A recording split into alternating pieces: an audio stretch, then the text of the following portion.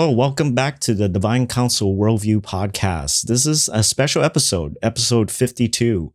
And this is essentially a year's worth of episodes that we've been recording as a podcasting team.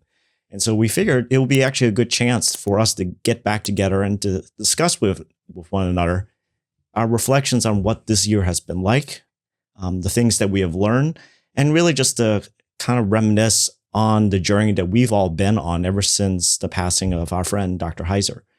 And so welcome back, Ron, Rich, and Mel. It's good to see you guys again all together. I think we did this, at the beginning of the podcast, around episode 2 or 3. And so it's been a while to see each other again. Been a minute. Yeah. Yep. Well, we're coming from different parts of the country. Again, where you guys live in? Atlanta? Knoxville. Knoxville for Rich? Yeah. Virginia. Okay. And of course, Mike, you're in Boston. Okay. I'm in Minneapolis Boston, up here. So. Yeah. Yeah. So winter has officially ended here. So that's something. We get about 3.5 months of it here in Tennessee. Yeah, we've been going through it a little bit too. It's been a while for the Boston area because I think we finally broke 6 inches this season. Really? After 3 years of almost a drought. Wow, that's crazy. Normally you guys just get inundated with snow. I know. It's been weird. And so essentially like more accidents have occurred probably in this winter in the last 3 years compared to just like you got a bunch of rookie drivers up there. Sounds a bunch about of people. right. People it happens every time in our area. People forget how to drive in the rain or the snow if it happens for a while. That's right. Yeah, we stay off the streets. Well, I guess as an opening question for us to just kind of reminisce and just reflect, it's been 52 episodes. It's been more than a year since the passing of Dr. Heiser. It's actually now been over 2 years. Mm-hmm. And so I guess the first question for us to all just kind of answer or just discuss amongst each other is what has struck us the most about working on the podcast together for over a year now? I'll start. I think one of the things that I've found very surprising about doing the podcasting work has been the connections to folks like Ron, Rich, and Mel, of just being able to connect to the broader community. Because in many ways, I only found out about Dr. Heiser the last couple of years. And this past year or so of doing these episodes, it's been able to allow me to connect with people who've known Dr. Heiser way longer and just to learn a little bit of that history and get a glimpse of what Dr. Heiser's or Mike's life was like. And just as a regular human being as well. I think I've always appreciated the stories that you tell, Rich. I've appreciated your contact with him, Mel, and Ron, just always that you bring up these stories and reminiscences of your conversations with Mike in our episodes for the podcast. It has added a lot more of a human element to me for Mike. And that was one of the things that I found surprising and also helpful about doing this work together. Yeah, I think being able to be contacted by people who I haven't talked to and to talk to them about where they're at in their walk with the Lord and how Mike's work impacted that is one of the best parts about this whole thing is building those relationships, talking to people who many of them are just so excited about the Lord and what it is that they want to do.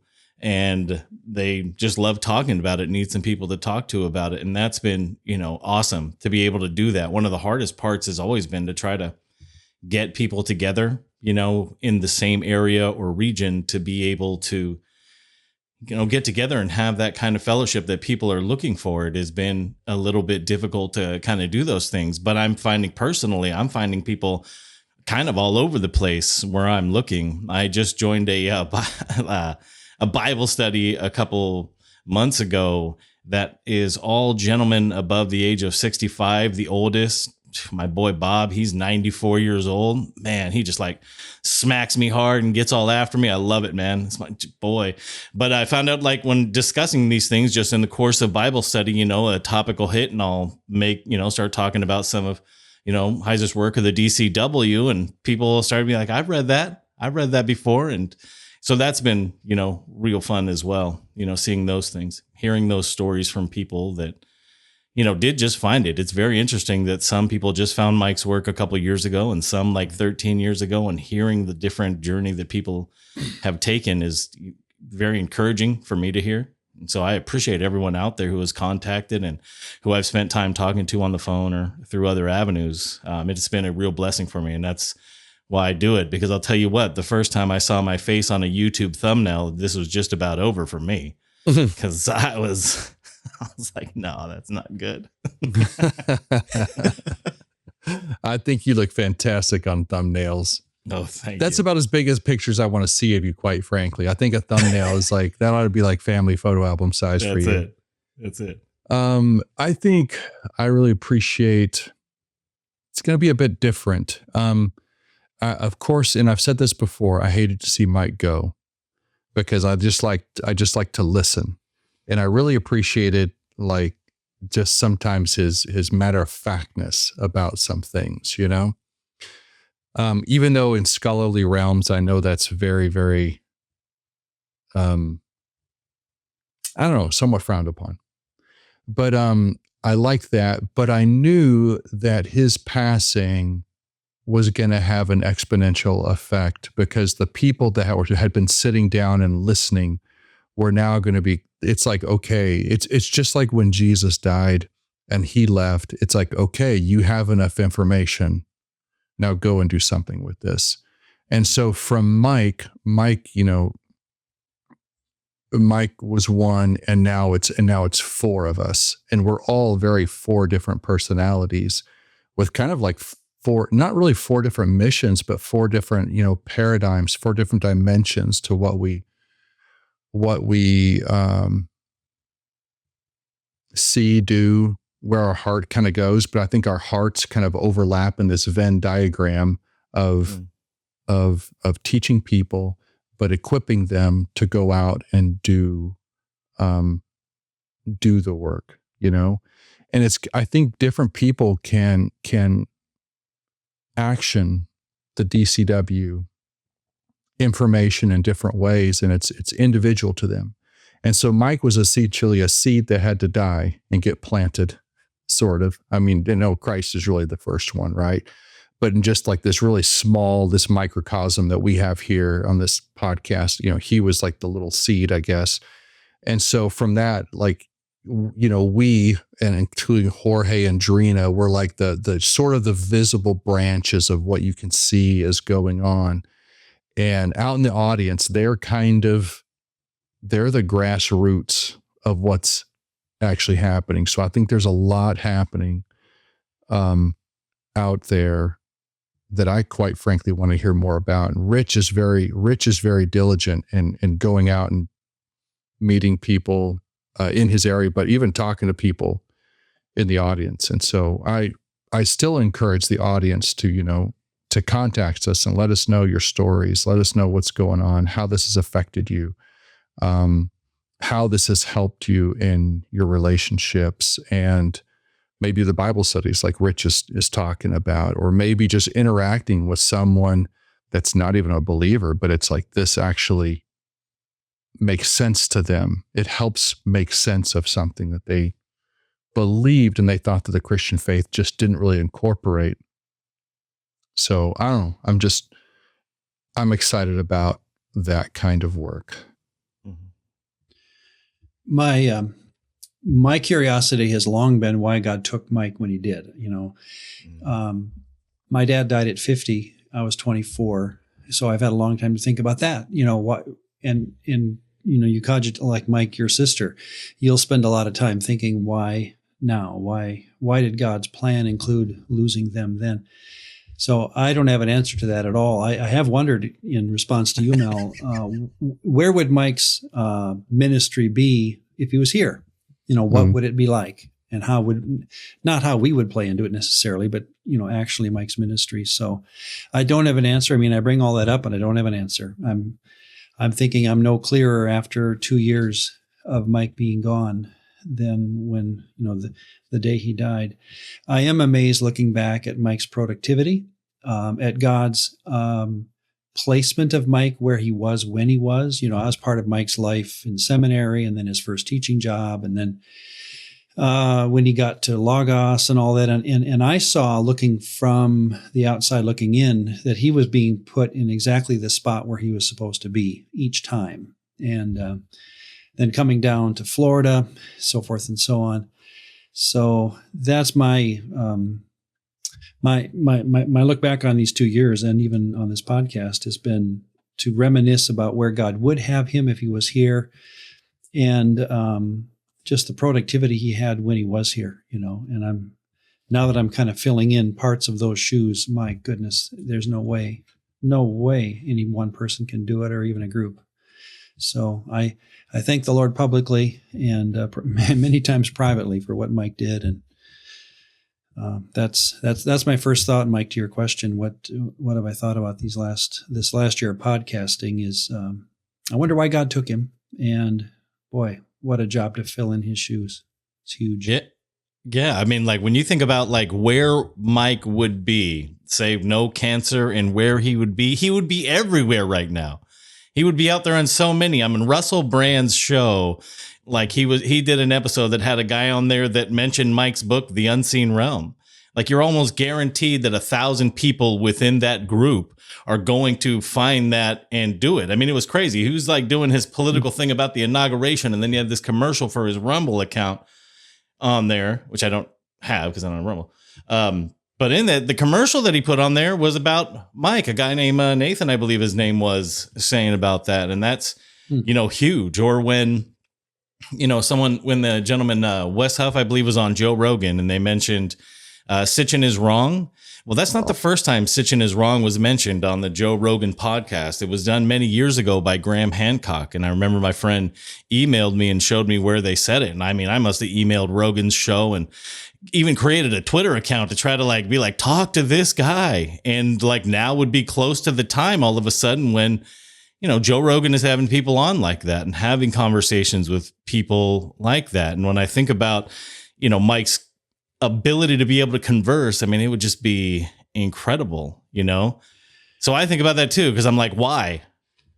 Well, and, let's admit it, Jesus' ministry, if I can again compare the two, how many times less was more? They come off the Transfiguration account, and all three synoptics say that Jesus told them not to tell anybody, and they didn't talk about it. Like, what do you mean you didn't talk about it? So sometimes God wants, and that's the mystery that I'm reflecting on, is sometimes God wants less, and he is pleased with less. And whether it be popularity issues or numbers of any kind, it's just, Jesus did not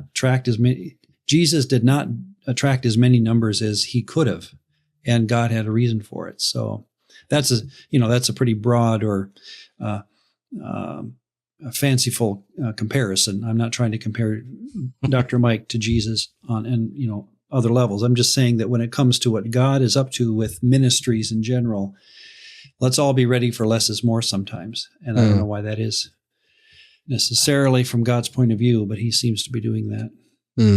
I mean, for me, it was just this past year. Even when Ron and we did the episode on the two powers, right? And part of the research was, I didn't realize you did the same thing, Ron, where we basically went to the Two Powers Awakening course that Mike had recorded, and the thing was, I knew that he recorded it. I saw the pictures because while he was in the studio, I think Carla and others had taken pictures of showing that even still Dr. Heiser was still doing this in the midst of his chemo.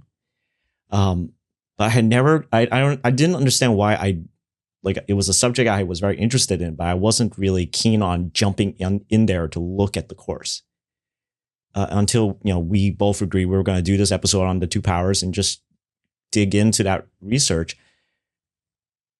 As I'm just reflecting, as we were talking, I realized part of it was probably my hesitation of actually seeing Dr. Heiser in the midst of all the treatments.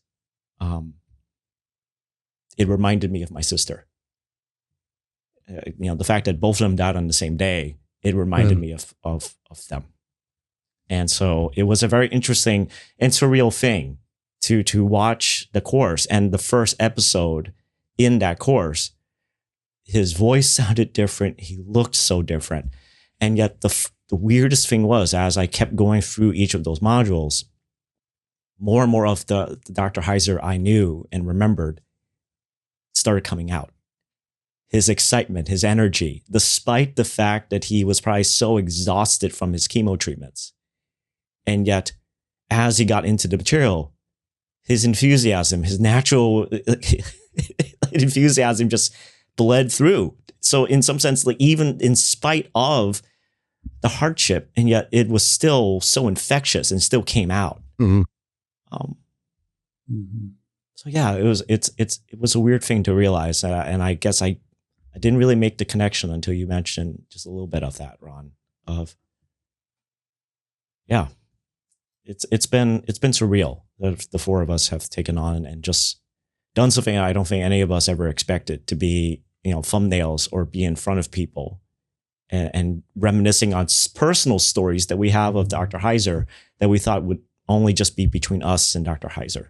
Mm-hmm. One other thing I've been thinking about since we started the podcast, and that was your opening question, what are my reflections on the podcasting side of things, is for me constantly being challenged by asking, what is a DCW and what is it not? In other words, what are the boundaries that count as a divine counsel worldview issue? So that, as you and I, Mike, have talked through, hours of material and verse by verse kind of thing and commentary, and then getting into theological issues. That has been my world, is figuring out, I'll say to myself, Ron, that's just your idiosyncratic view on something. That doesn't necessarily reflect a divine counsel worldview. On the other hand, then I'll say to myself, well, no, but that's how I got to that view. I thought like a DCW person to get to that view. So that's where, and I've asked our audience in various times and places, to help me with that, because I think that's one of the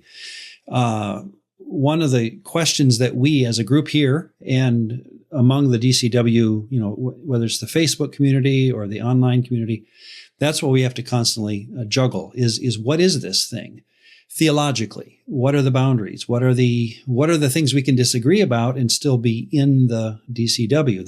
That sort of thing. So I throw it out there again as an answer to your question that has been banging around in my mind ever since we started the podcast. Well, I guess. You want to say something, Mel? Well, I don't know. Guess there's a lot of thoughts that go through my head, and I don't know which one is relevant, so I'll just pick this one. But I guess, obviously, I know a lot of us kind of already agree. Like, none of this stuff is like necessarily a salvation type issue. It's just kind of like more knowledge to put in your back pocket for when you read the scripture, to kind of understand that there's a greater set of activities that are going on behind the scenes. And sometimes those bleed through into what is happening within our realm. But is it not a gospel issue? I don't mean to challenge you outright on that, Mel, but the idea, when you say it's not a salvation issue, is it possible that we are talking how to define the gospel? Mm-hmm. So, yeah, this Friday, we're going to talk about what is the gospel at our group. And many will say, you're a sinner. Jesus died for your sins. He was resurrected, and now you're sin free. And there's, more to it that I look forward to bringing out in that group. So I would agree with you. Of course, there was something going on there. There's a lot going on there. But does it? And I'm asking, I'm not challenging, I'm asking the question, but does belief in the DCW, and here's the thing, I'm part of this group. I'm here. I'm carrying the weight of it. Right. But I guess I'm asking but does believing in the DCW actually, is it a salvation issue? I guess you have to believe in other creatures behind that. You have to on that believe level. in No. Yeah. As you word that, I would quickly say, no, this is not a salvation issue. And if that's what you're getting at, I totally agree. What I was responding to in my gut was when you said it's not a salvation issue, my first thought went down that path of Well, when we define the gospel, notice how I think Paul, Jesus, whoever you're listening to, speaks in divine counsel themes, though, when they define how to be righteous. And the simplicity of that message, and also the role of Jesus in that message does become, for me anyway, quickly a divine counsel way of thinking, talking, organizing my thoughts, so forth and so on. I think one of the things that's helped to me in some ways is even Paul's, when he says we wrestle not against flesh and blood, but against powers, principalities, et cetera, et cetera. And so, and it's difficult when you're having a difficult time with a difficult human being, in any situation. You know, it could be work, it could be a relationship, it could be a family member, whatever.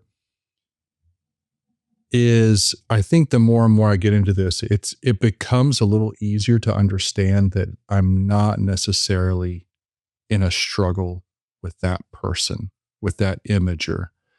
That maybe, to a degree, yes, but it's like, but maybe there's forces behind that imager. They're influencing them in such a manner, just to be kind of a roadblock or whatever, or I'm not sure, like a discouragement of sorts. I think we are often, I think we are influenced by DCW characters. There are things that happen that influence what's going on in this reality, this realm we call reality, and and we see that played out in the biblical narrative over and over. Sometimes it will tell us, here's what's going on behind the scenes. Here's what happened, in the real world. Even when Jesus said to Peter, "Get behind me, Satan," that wasn't, I think Jesus kind of understood what was the roadblock that was trying to be placed in front of him. And this is something I'm still trying to tease out, as you can tell. Yeah, I think we're all in process. Even just in the current season I'm at with my church, we're doing a series on what the grand story of the Bible is, the meta narrative. And I think one of the things that I got to talk, and I brought out some of the Genesis 6 about the sons of God, and my lead pastor is on board with me. And he, even this past Sunday, he just outrightly said, yes, these are divine beings. These are spiritual beings who manipulated human women. And he just went right into it. And he knows it sounds strange. It's really crazy. And most people will avoid ever talking about this, but we won't. And we will dive right into it. And what we've been finding has just been that people have realized, wow, this actually has a lot more explanatory power. This fleshes out this world that I didn't even conceive as being possible. And so I think that has been one of the advantages of, I don't think it's a salvation issue. I would agree with you, Mel. I think, though, if I only had 10 seconds to explain the gospel to a person, I would not go to Genesis 6 immediately. No. Yeah. But if I had a chance to just flesh out what is the world and the perspective that the writers of the scriptures were coming from, and just how wild it is,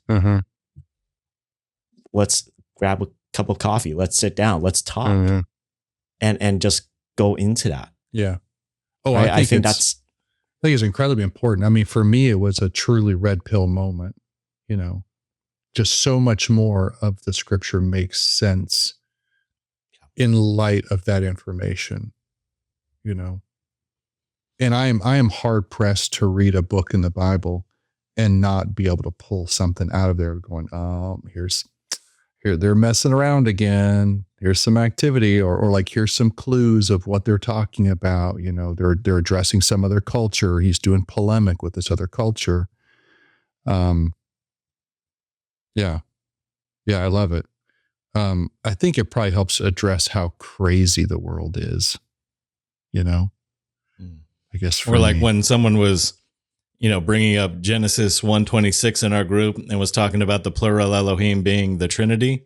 I reminded them of the week before when we looked at the sons of God in creation with God and Job, and then went to Psalm 82. The guy looked at me kind of crazy, but he'll take a minute now and actually go read it.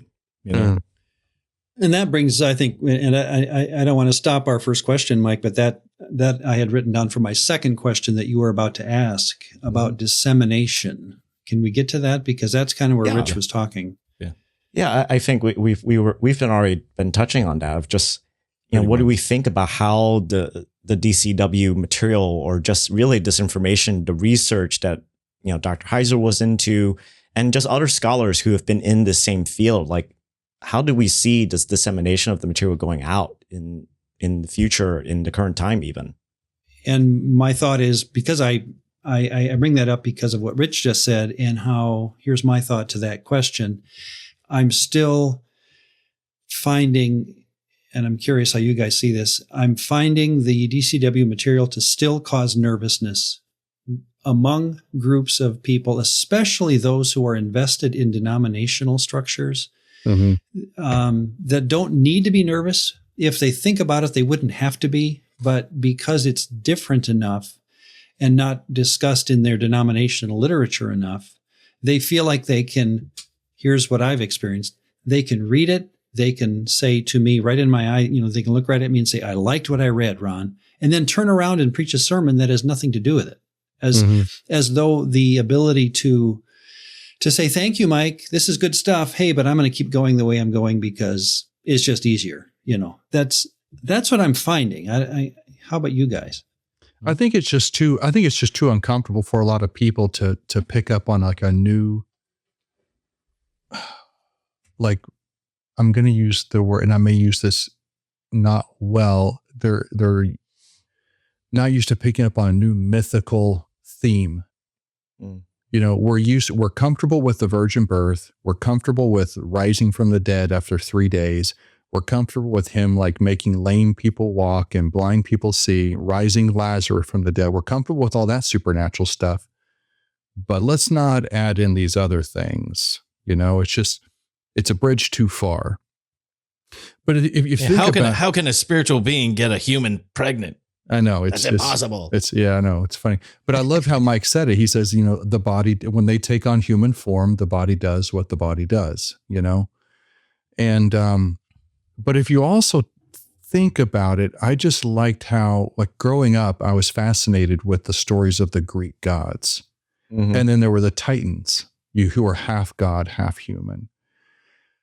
And it's kind of like, for me, it was like all of a sudden, all these narratives are starting to converge. Not that they're a one-for-one relationship, but it's kind of like we're talking about themes that were not just kind of stories. I mean, I think we kind of storified some of them. The Greeks probably did some of that, right? But there's something to it. There's something more to it.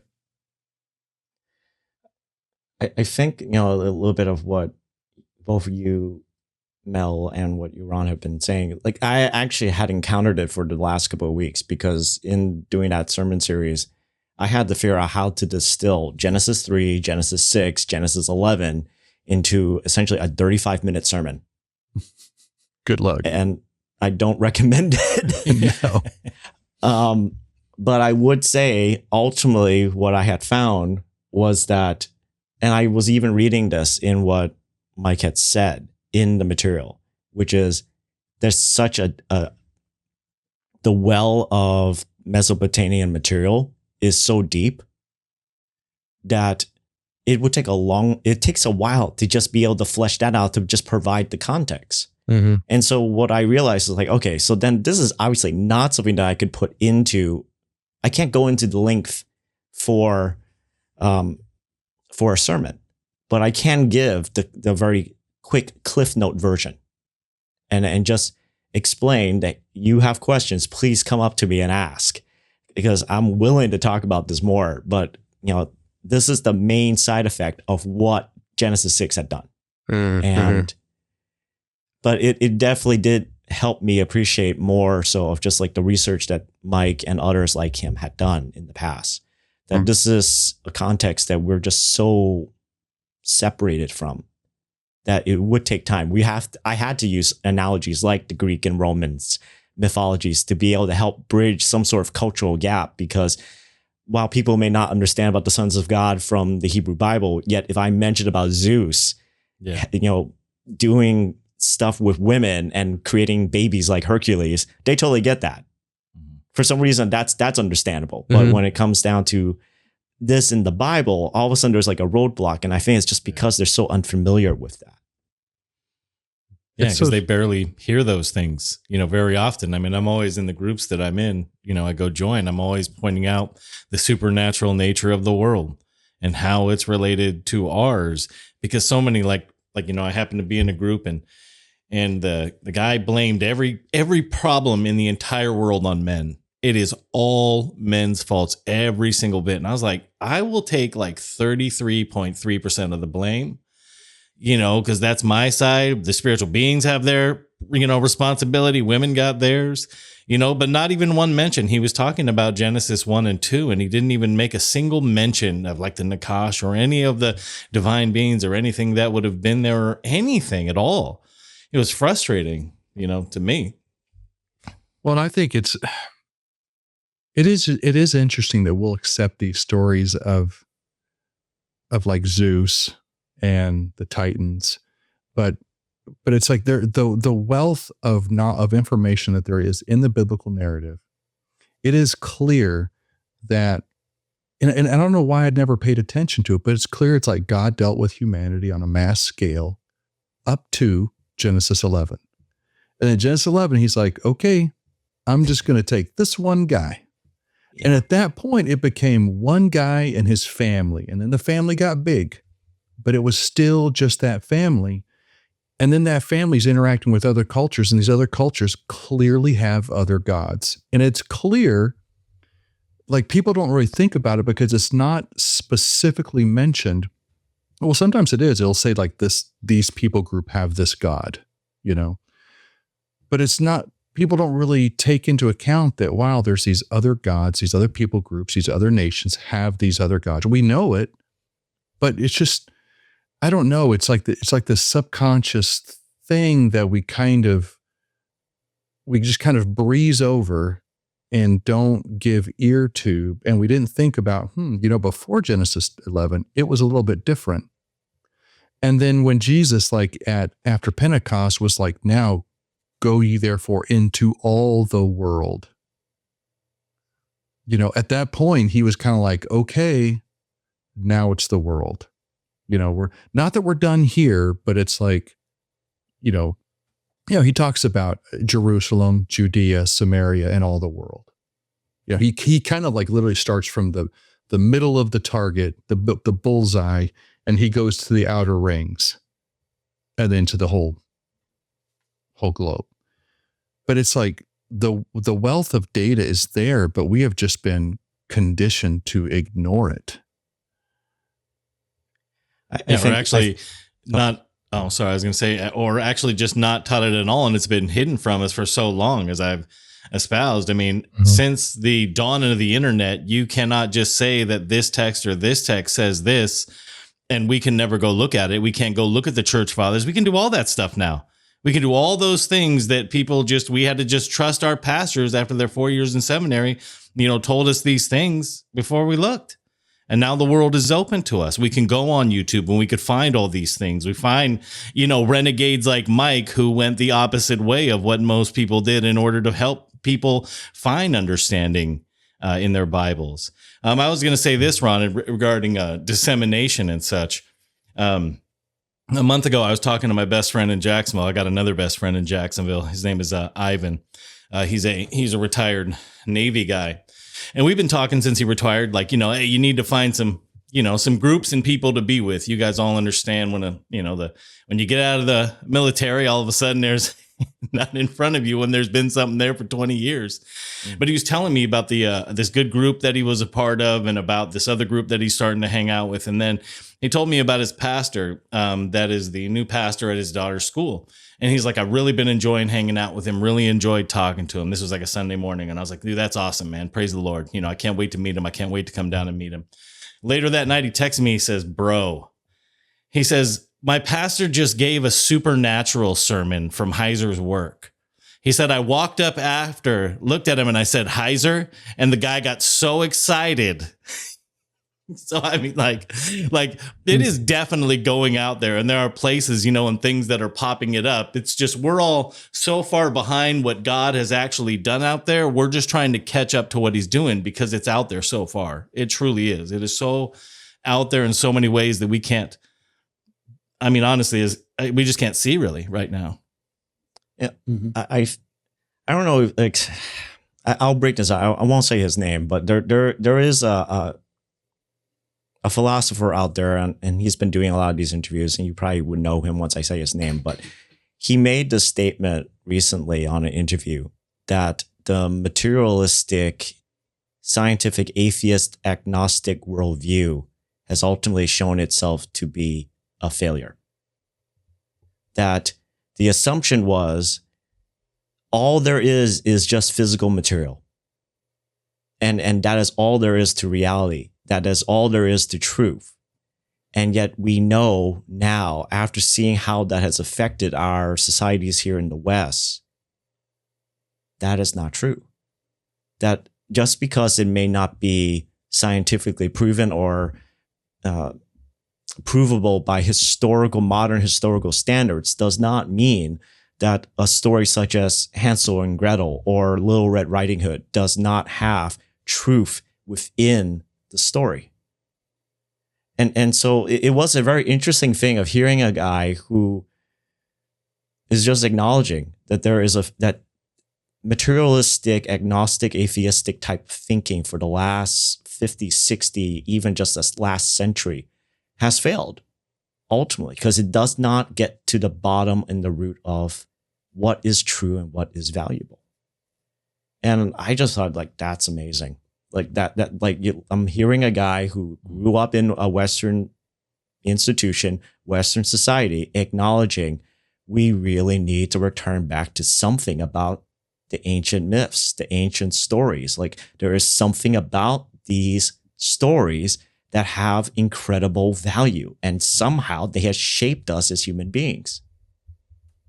And the question about his spirituality has always been up in the air, and people wonder, and it's just like a hint of like, holy cow, I think we're on the verge of folks trying to understand these old stories. Why do they have lasting value? And ultimately, why does stories like the Old Testament, why is the story of the garden so mesmerizing for people? I think that's been an interesting conversation just to observe and watch over the years. As Joe Rogan and other podcasters are starting to dig into it, for some reason, everyone's being drawn back to the timelessness of these stories. Things are far more wide open now in your ability to be able to talk to people about those things, where they were so far few between 12, 15 years ago. But now you can have all kinds of conversations like these with people, and it's pretty excellent, Well, I think the truth resonates with people. I think when truth meets the consciousness of a person, it's either gonna resonate in one way or another. It's gonna resonate in the way as like, I recognize this as truth, or it's going to offend them. And I think that's kind of what we're seeing. And I think we're seeing in some people, like, maybe I have an idea of probably who you're talking about, Mike, but it sounds like in some of these people, it's resonating in real, very real ways, and they understand the true depth of the meaning of it, Yeah. Even the vulnerability of it, like the truth isn't worried about a defense. The truth doesn't need defending, you know. I think in our society we kind of have to do that to some degree, but in reality it doesn't need to be afraid of anything. At some point it will speak for itself.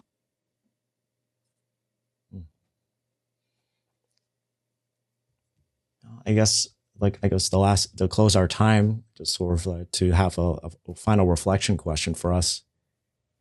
What do we hope to see in the next coming years? Not just for the podcast, but just overall, just Dr. Heiser's work, the foundation, scholarships, how it affects churches, like what we love to see happen in the next couple of years. As people continue to, going off of what you were saying, Mel, of people resonating with just encountering truth and just even longing for answers. My first thought would be that they don't remember a name attached to this view at all. That in honor of Mike Heiser, people forget the name Heiser, and their Bible reading and study as they go to seminary and as generation gives way to generation, that we lose track ultimately of who started this, and that people will simply be reading their Bible better. And no one, again, this is a ways away, but maybe we'll forget who started this thing. That would be my hope. That and instead of being a theme, it's just kind of like, it's just called knowledge. It's not called the Heiser, Heiser method. It's just called knowledge. Yeah.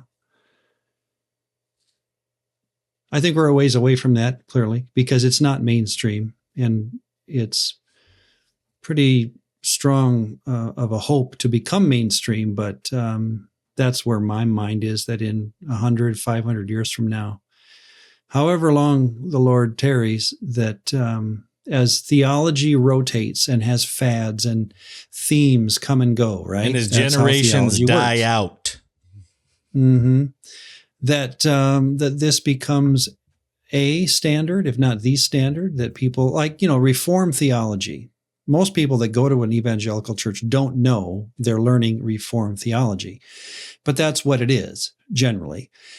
And so whether it's a name attached to it or a strong author, a denomination, a creed, a confession, whatever, all these things again can lose their name in my mind. And if people can just think biblically, we all would be willing to do a John the Baptist, he must increase and I must decrease, and because we're all going to die off, these four guys here, we're all going to die off and hand the baton to the next generation.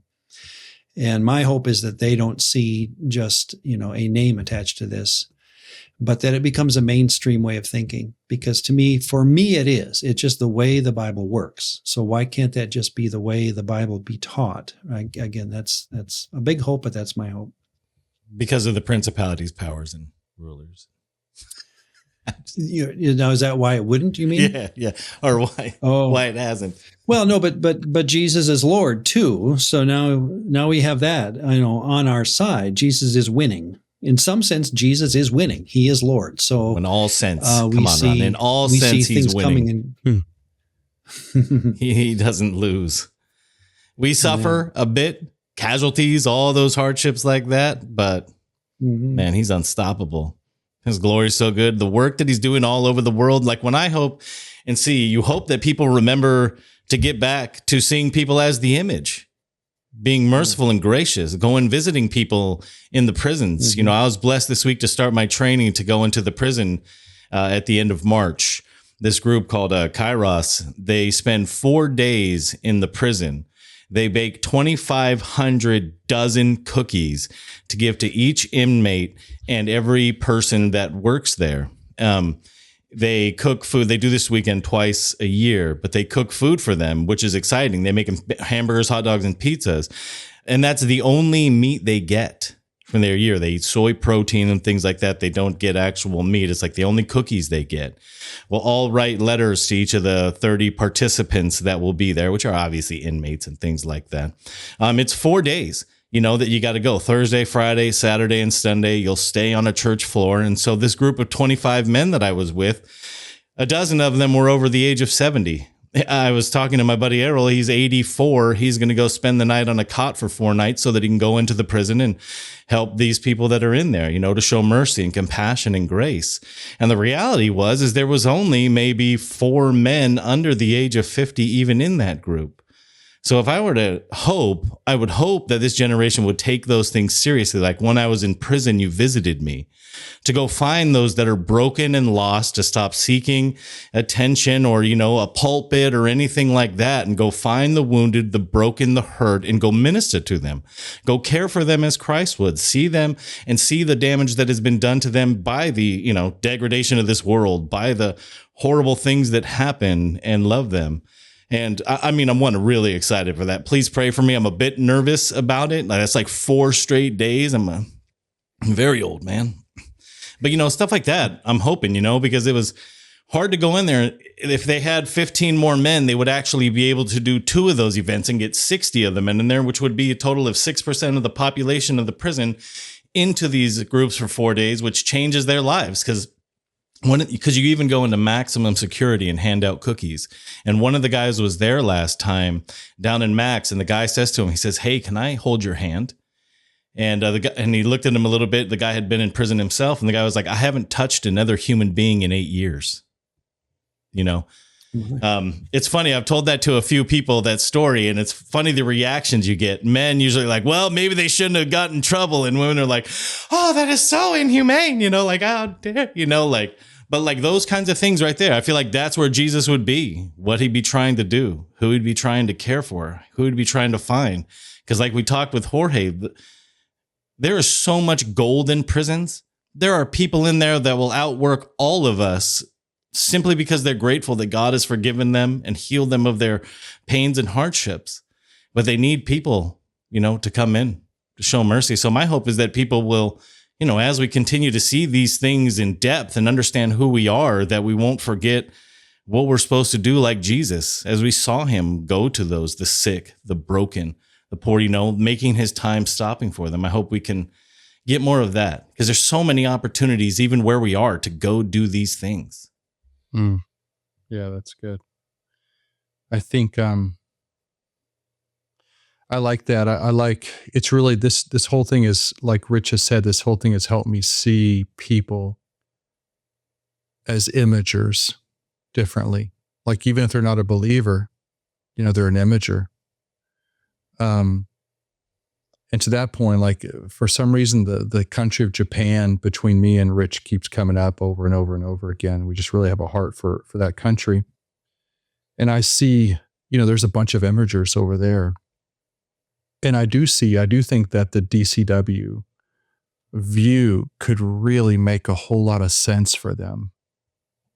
And I hope that people that are listening to this, will use this information and understand how to interact over there and take it and kind of say, hey, you don't have to pray to these gods. There is a greater God, and there is hope and love and forgiveness with him. Like he knows who you are. I think my daughter yesterday was telling me she learned of a bridge in Japan that they are literally putting there's just so much darkness and loneliness that people are just committing suicide left and right. There's a suicide forest that many people have heard of, but apparently there's a bridge that a lot of people are going and jumping off of. And they're actually putting signs on the bridge that says, people love you, people care for you, you're important, and that's great. But can you imagine if we handed them something of just infinite worth, just the knowledge that there is a God that loves you and cared for you. He cares for you so much that he shed his heavenly rank. And he came down to the most discreet people group, born in the most discreet manner, and lived the most discreet life so that no one could say, oh, you were privileged. He wasn't born as Caesar's child. He was born to a no-name purpose so that he could live a life and relate to that person and understand the struggles that they've gone through. And we can point to that guy, that God, and say, he loved you so much. He wanted to understand the struggles that you've gone through. And then ultimately died so you can be with him. Like, every culture understands the idea of guilt and a need for some kind of method to fill the gap. But they do it in different ways. They go like incense, they light candles, they pray, they do different things, Hajjs or whatever. Well, and I'll say this, like, I'm not going to hand that guy anything on the bridge. I'm going to give him my hand. Yeah. That's exactly where we need to get to, is where we give them our hand to pull them out, because it's our time and life and love that's going to really pull them out. Absolutely. And so I think this is like, man, I think there's many other nations, but like, we got a Hartford, Japan. I'd love to see. I know we do. We do love the Koreans. Love me some kimchi. And, as far as like even just thinking about dissemination on a whole, as we continue to get the work out into different countries and stuff, like I have no idea personally what Mike's work has done in Korea, because they have all three books, or at least three books. What Does God Want, Supernatural, and The Unseen Realm, that has been in print for 5 to 7 years. Sold in their main bookstores and things like that. We have no idea how that has done, or our friends that are in Albania that have their Albanian translation of What Does God Want, Supernatural, and then created their own Unseen Realm, let's say. And we have no idea, what that has done, or what has happened there. And that's really exciting, It's exciting to hear those things. I mean, I want to go to Korea and I want to go to Albania and find and see, what has happened, in those places. Yeah. If anything, I could say, I mean, last 2 years, like, was the first time I started going to like any of the theological conferences. And to me, it's a smorgasbord of just understanding and digging into like the newest research and understanding ancient Near East context and research. But one of the things that I had even mentioned is the Drina, which was the bookstores for ETS and SBL. The Unseen Realm was still being sold at Lexham's, booth after all these years. And then both years, at the end of each of the conferences, when I went by Lexham, all the books from Unseen Realm are gone. That's awesome. Right. And despite, however, some detractors may have come up in the past year or so, or past 2 years ever since Mike died. And yet you have people who are in theological training, who are maybe scholars currently, who are trying to understand the research of like ancient Near Eastern stuff and divine counsel. That research is still valid, and people are still being drawn to it, and thinkers are still being drawn to it. And there will be people who will eventually play off of the research that Mike had just simply made easier to understand. Yeah. Right. And to me, that's hopeful, right? Yeah. It isn't something that's diminishing. It's still actually going out of print. It's still, they don't have enough copies. And like, this past Sunday, I was very moved and touched by a person who's been coming to our church, and has been coming to our church for the last couple of months, just kind of creeping in on a Sunday and then creeps out, comes in, comes out. Just sort of like, I'm still new to the spirituality thing. I'm still new to the church stuff. And finally got to ask this person what the story was. And the person was involved with a lot of new ageism and a lot of mystic stuff, and like trying to do all these incantations and whatever else. And ultimately they hit a crisis moment in their life. And for the first time in years, they cried out to God. And he responded. Amen.